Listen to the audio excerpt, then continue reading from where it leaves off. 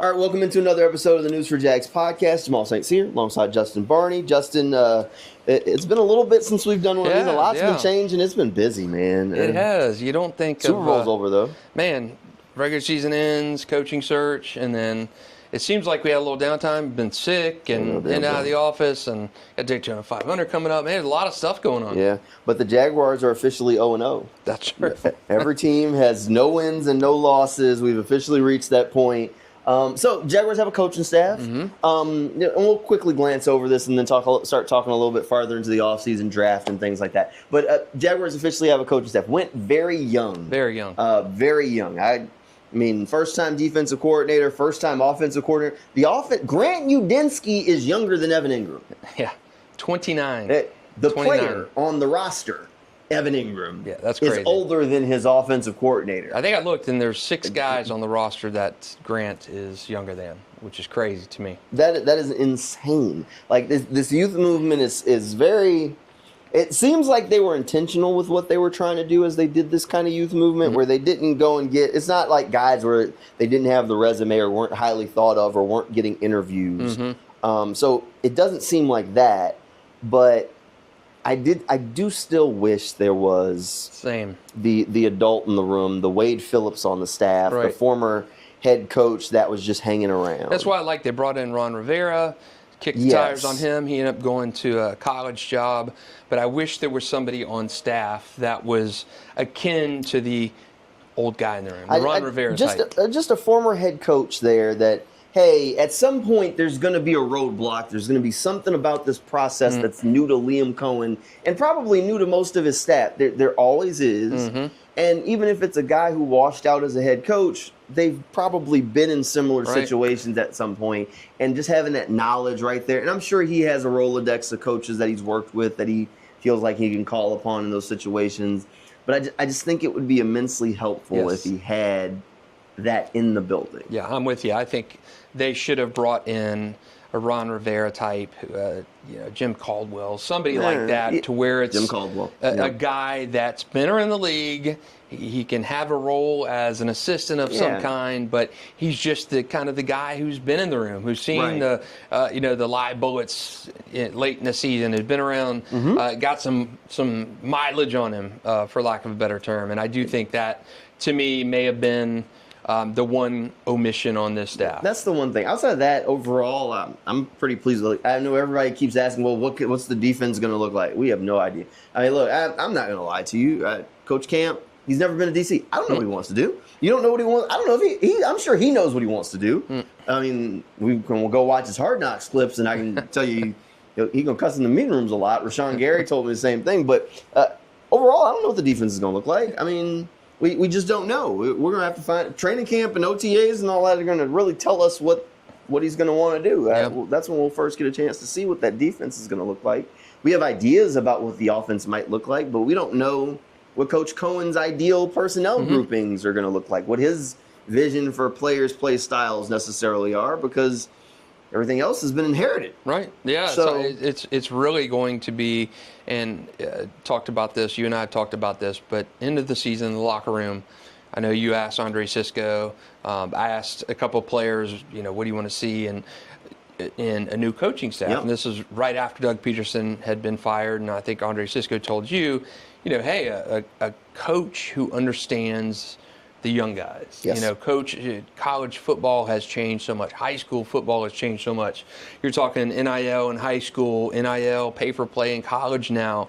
It's a different era of guys who Doug Peterson coached in Philadelphia and early on in Jacksonville. These guys are guys who are used to a different makeup than they were 10 years ago in college. So I thought that was interesting. Andre Cisco told you that, because I think that has some validity to it where coaches now, you have to be a salesman in a sense. You've got to keep your players. You've got to know what these guys are about. And I thought that was telling Andre Cisco telling you that.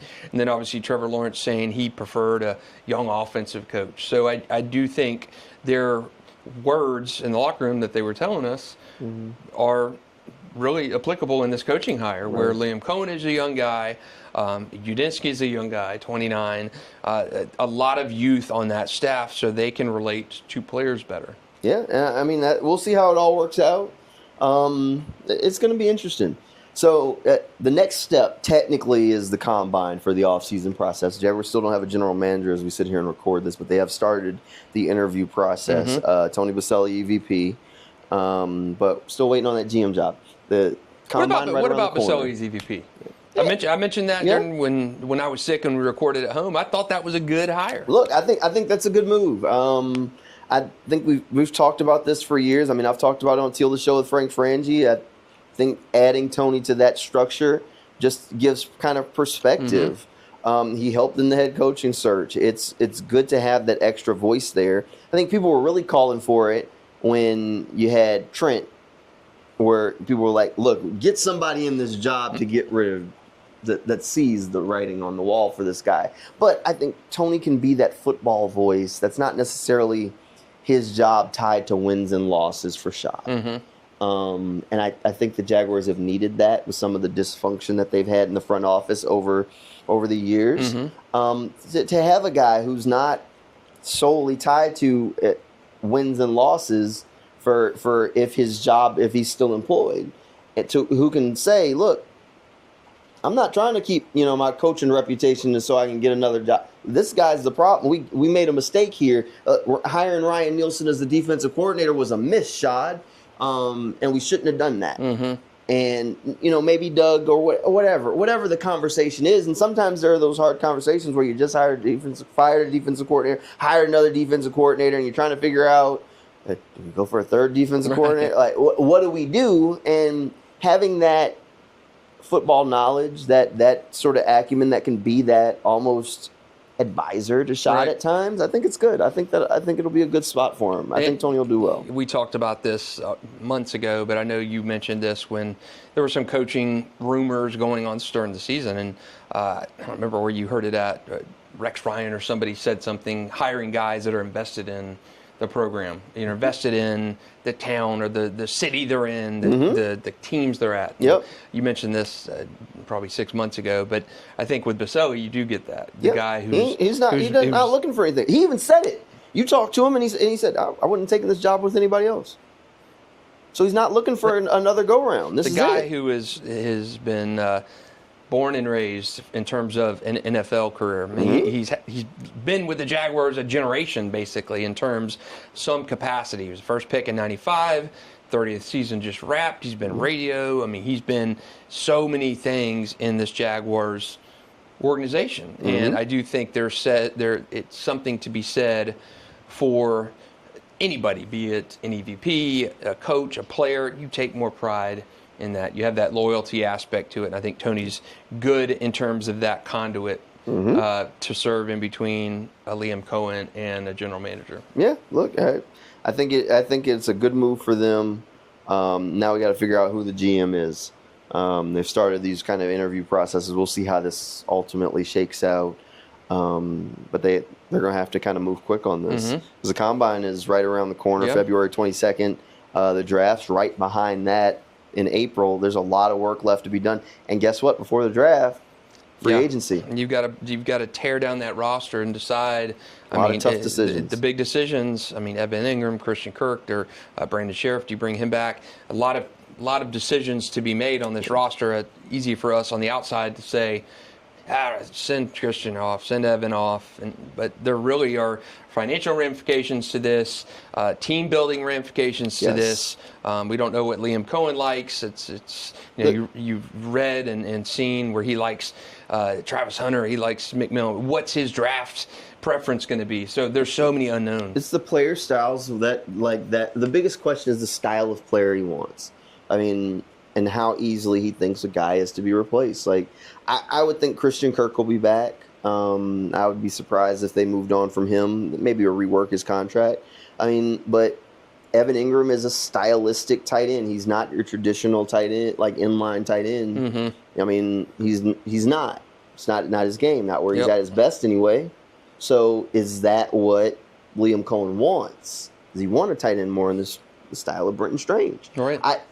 we don't know. Honestly, right now. You look at a lot of these draft picks from previous years, they're made in the previous regime. And Right. there's In their always vision. that turnover. There's always where, let's just say Ian Cunningham comes in and looks at this roster and says, man, Parker Washington, he doesn't fit here. Oh, man, Evan Ingram, he doesn't fit here. And Brenton Strange, Mason Smith, so there's always that, too. The thing is, the question isn't about is the player good.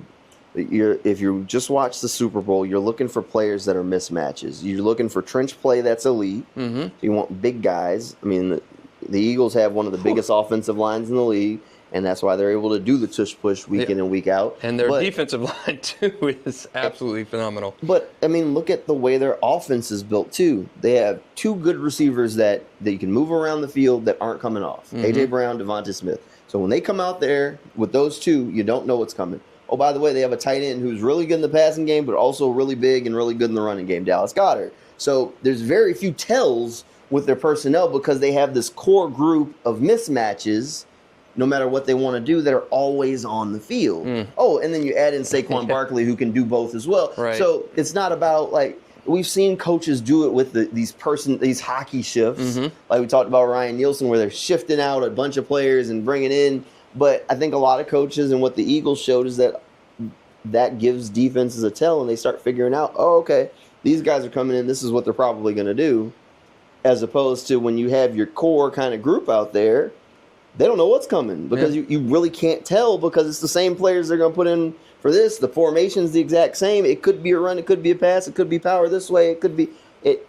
And that gives you that versatility. So, which the Jaguars did not have, by the way. The Jaguars don't have enough elite players, and you don't get elite players in free agency. You spot fill in free agency. Your elite players come from the draft if you're doing it right. So free agency will be interesting. We'll see what they ultimately do. I think normally free agency, new coaching staff, they pull on those relationships. So a guy like the Jaguars have cornerback problems. Eric Stokes was a teammate of Tyson Campbell's, played in Green Bay. Yeah. Campanelli came from Green Bay. Connections. So Javon Holland, right? Javon Holland, connection from Miami. Tampa Bay, there are guys that are hanging out there that you could go and get. Chris Godwin, I think, is a free agent. So the connections, Minnesota, who's a free agent in from Minnesota on that offense. So there's going to be some of those where it's easy to connect those breadcrumbs, and a lot of times Sam Darnold, that's where they go.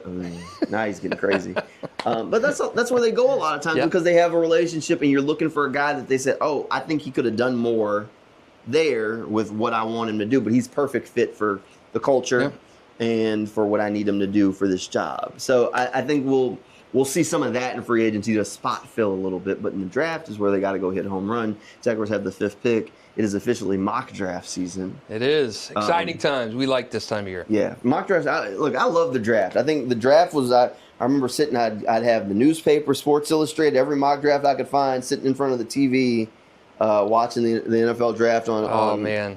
Back when it was 2 days. Yes. And if you made it through Sunday, that was when it was fun. My buddy Hayes Carline and I all the time, and not growing up, but working together years, we're roommates, and draft season would be the time we would have the sporting news out. We'd have the yellow notepads, and I still think the draft we were watching that threw us for completely was Tyson Alualu at 10. And we're both like, who in the world, Tyson? But mock draft season is probably my top 5 favorite time of the year. And they've been coming out fast and furious with the order finalized, 1 to 32 now.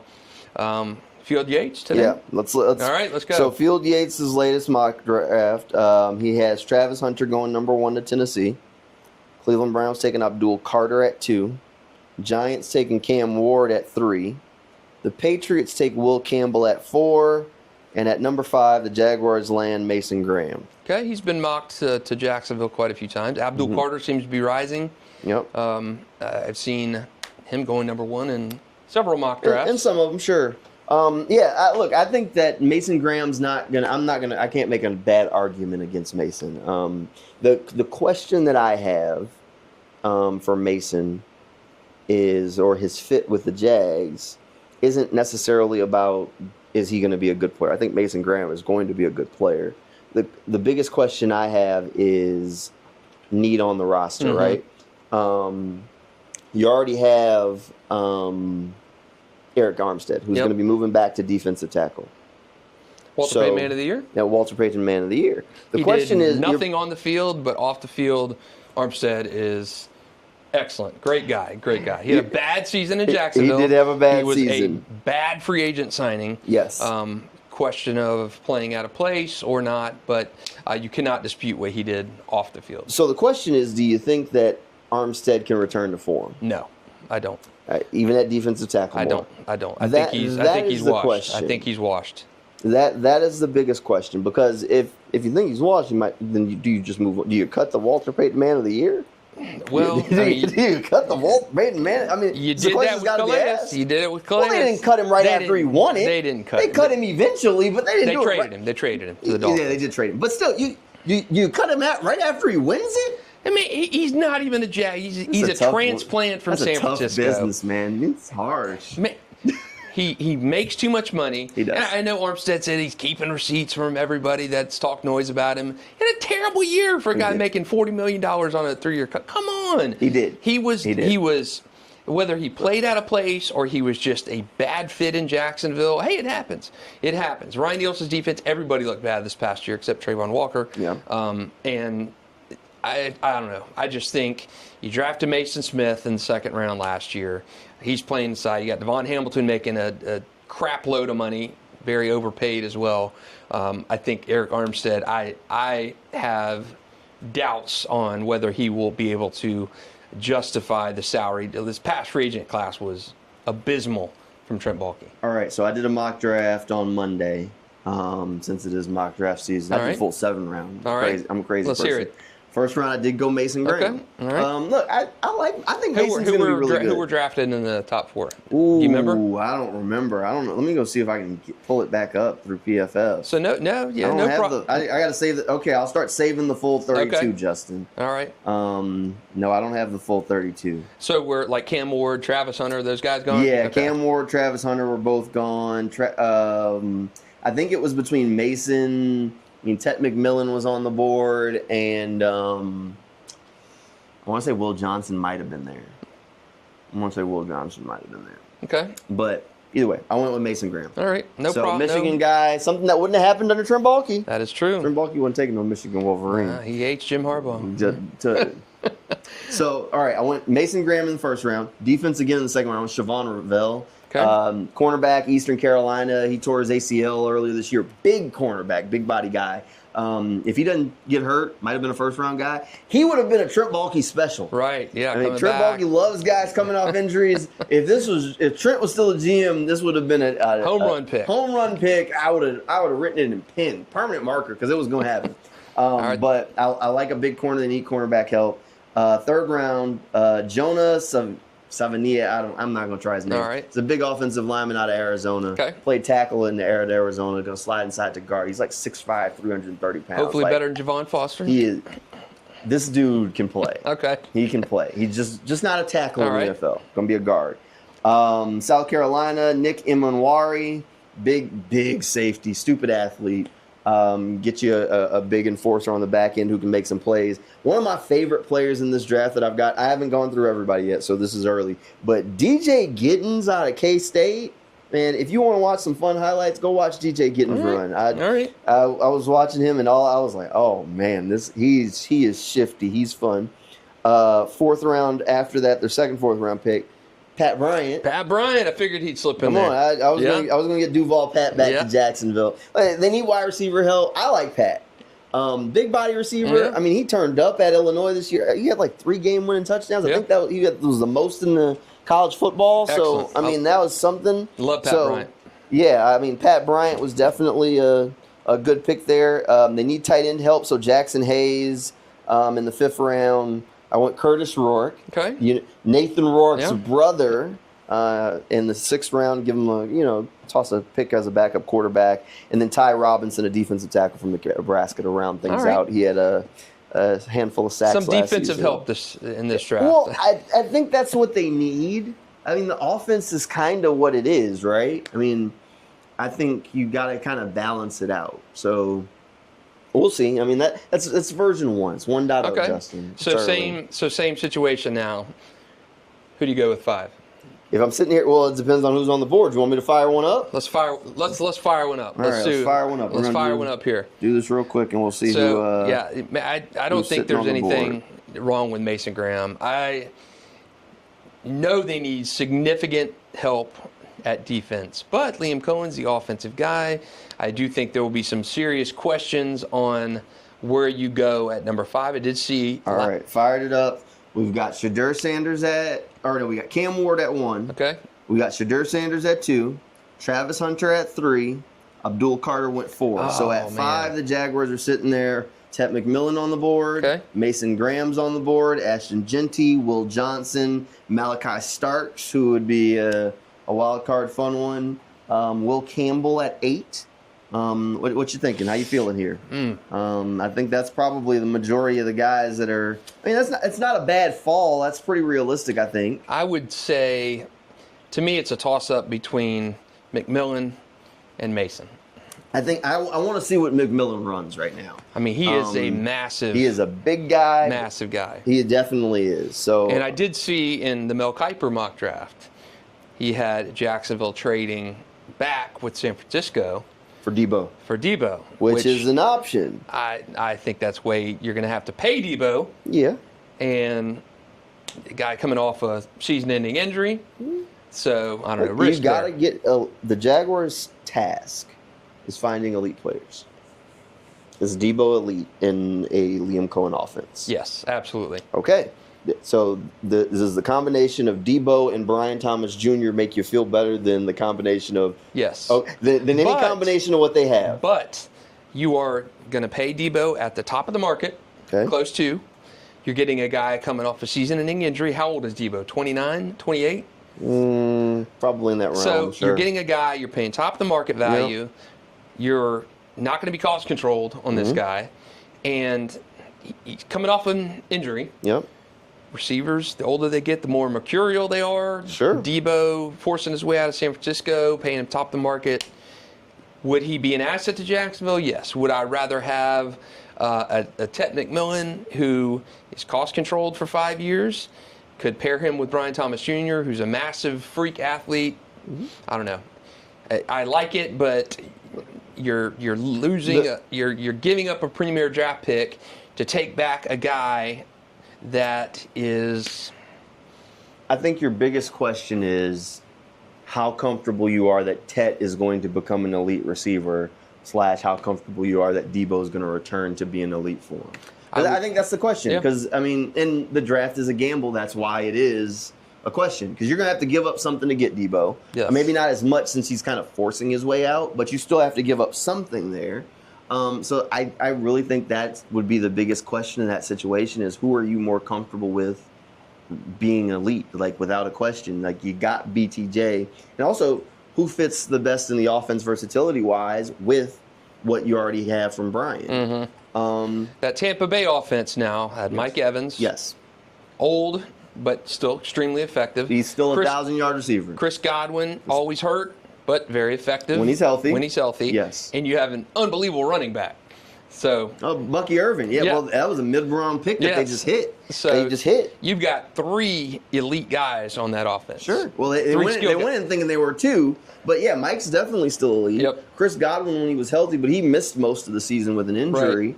Right. And Chris Godwin is a slot, but he's not the same kind of slot receiver that Christian Kirk is. Yes. He's a different kind of player. He's not even the same kind of slot receiver that Debo Samuel would be. That's true. So that's the question is, you're going to be do you want a Chris Godwin clone, or do they want, Debo has a particular skill set. I mean, when he's been at his best in San Francisco, they've used him random ways. Is that what running they want? back? And he's been a little bit of a Swiss Army knife. Yes. But you're going to be paying that guy $25 million a year or so, and he may be younger than 29, but you're getting a guy who's on his second contract, whose receivers do not get better the older they get. So, I don't know, cost controlled at 5 as opposed to 25, 27 million a year for a guy coming off an injury. I don't know. It's a question. That is going to be the debate. Or Do you reach for the best offensive lineman in the draft still on the board? That's true. There's two to discuss there. I mean, Will Campbell, Kelvin Banks. You'd always go there. And there are a lot of people out there that think Will Campbell's going to be a guard in the NFL. So you losing Brandon Sheriff more than likely. You got Walker Little on the left. You got Ezra on the left as well. Do you improve the trenches, but on the other side? Right. Do you draft a college tackle and put him next to Anton at guard? I mean, I don't know. I mean, it worked for Zach Martin and the Cowboys. That's true. That is true. He was a college left tackle, moved inside to guard, and probably going to be a Hall of Famer one day. You've got to protect Trevor, yes, and you've got to give that offense skill position guys who are actually elite. So what I'm hearing right now is you're leaning toward that number 5 pick needs to go offense in some way.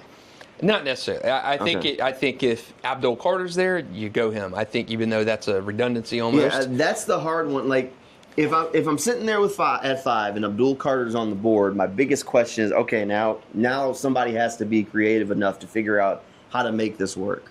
Because Josh Hines-Allen, Trayvon Walker, and now Abdul Carter. Right. I mean, unless that's them putting the writing on the wall that they're getting Trayvon, ready could to be. let Trayvon walk. I mean, but as of right now, I wouldn't say that. I wouldn't say that. So you got these 3 guys that now you have to come up with some sort of creativity to make work. I'm not saying it's the worst problem to have in the world. Unless you move Trayvon back inside and put Abdul on the edge. I don't know. That could be. We'd have to see. They'd have to be a scheme to make it work. And we'll talk more about that throughout this draft process. I mean, it's early. Look, right now, Mason Graham's the guy. Yep. Combine checks, who knows? We'll see. I would have no problem with Mason Graham. I think that fortifies the line. Yep. I'm not convinced Armstead is going to return to his. Whenever guys say, I'm taking note, I'm keeping receipts, bets, give me a break. Come on, you would have shown that this past year.